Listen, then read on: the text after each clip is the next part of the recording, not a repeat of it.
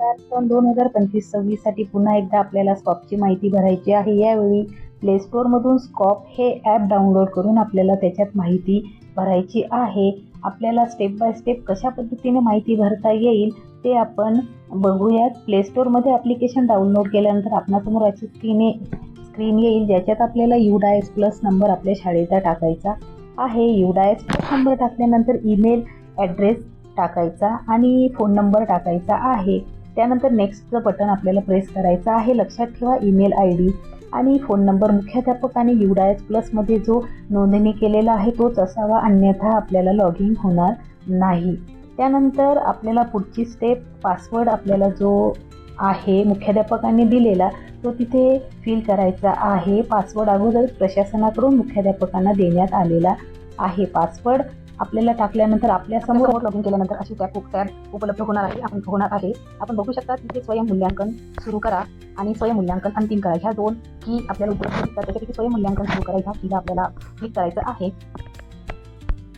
स्वयंमूल्यांकन झालेली आहे, पण मला मराठी भाषा हवी आहे म्हणून मी पुन्हा एकदा क्लिक केल्यानंतर इथे मराठी भाषा येते आहे. तुम्ही बघू शकता की ह्या सगळ्या स्क्रीनवर मानक क्रमांक 1 आणि 2 हे ग्रीन झालेले दिसतात, कारण ते भरलेले आहेत म्हणून ते ग्रीन दिसतात. आता मानक क्रमांक 3 आपण भरूयात. तशा पद्धतीने गुगल ड्राईव्हमधून PDF सिलेक्ट करायची आणि ती लिंक आपल्याला ह्या मानक क्रमांक 3 मध्ये कॉपी पेस्ट करावी लागणार आहे. मी मानक क्रमांक 3 वर क्लिक केल्यानंतर या पद्धतीची स्क्रीन आपल्यासमोर येते, ज्याच्या पर्याय क्रमांक 1, 2, 3 आणि 4 हे उपलब्ध असणार आहेत. त्याच्यापैकी आपल्या शाळेला जो पर्याय क्रमांक योग्य असेल तो आपण सिलेक्ट करून घेणार आहोत. आता मी पर्याय क्रमांक 3 सिलेक्ट केल्यानंतर आपणासमोर या पद्धतीची पुन्हा एक एक स्क्रीन उपलब्ध होणार आहे, ज्याच्यामध्ये असं म्हटलं आहे पेस्ट फ्रॉम हिअर.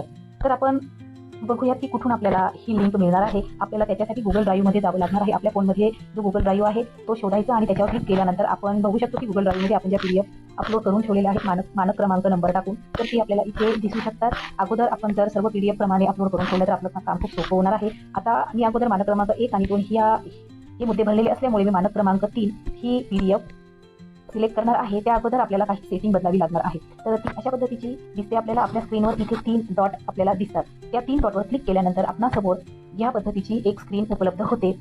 यानंतर मॅनेज ॲक्सेस या कीवर आपण टॅप करणार आहोत. ती टॅप केल्यानंतर आपल्याला आपणासमोर पुन्हा ही एक नवीन स्क्रीन उपलब्ध दिसते.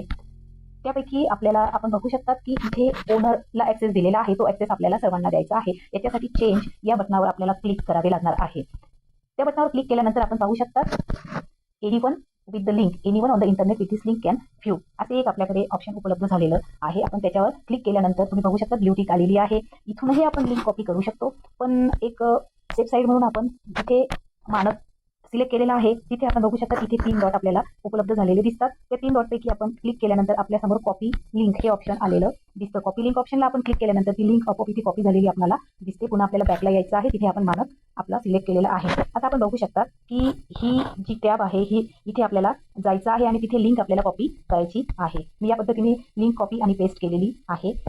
पुढे आपण बघू शकता